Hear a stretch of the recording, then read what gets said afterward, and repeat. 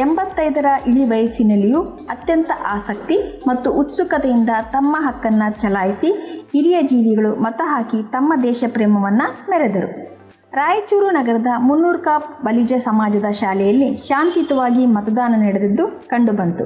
ಬೆಳಗ್ಗೆಯಿಂದಲೂ ಉರಿ ಬಿಸಿಲನ್ನು ಲೆಕ್ಕಿಸದೆ ತಮ್ಮ ಕೆಲಸವನ್ನು ಬದಿಗೊತ್ತಿ ಪುರುಷರು, ಹಿರಿಯರು, ಮಹಿಳೆಯರು ಹಾಗೂ ಮೊದಲ ಬಾರಿ ಮತದಾನದ ಹಕ್ಕು ಪಡೆದಿರುವ ಯುವಕ ಯುವತಿಯರು ಉಲ್ಲಾಸದಿಂದ ಆಗಮಿಸಿ ಮತದಾನ ಮಾಡಿದ್ದು ಕಂಡುಬಂತು.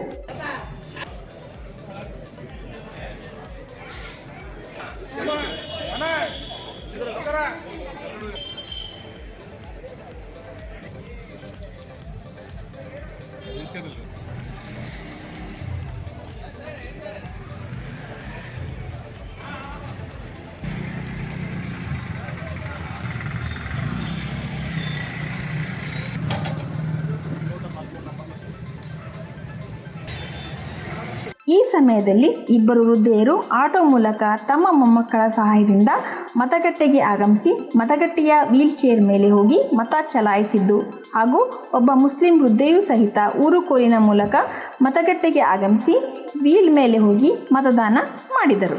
ಒಟ್ಟಾರೆ ಈ ಮೂವರು ಈಗಿನ ಯುವ ಜನತೆಗೆ ಮಾದರಿಯಾಗಿ ಮತ ಚಲಾಯಿಸುವ ಮೂಲಕ ದೇಶ ಪ್ರೇಮವನ್ನು ಮೆರೆದಿದ್ದಾರೆ.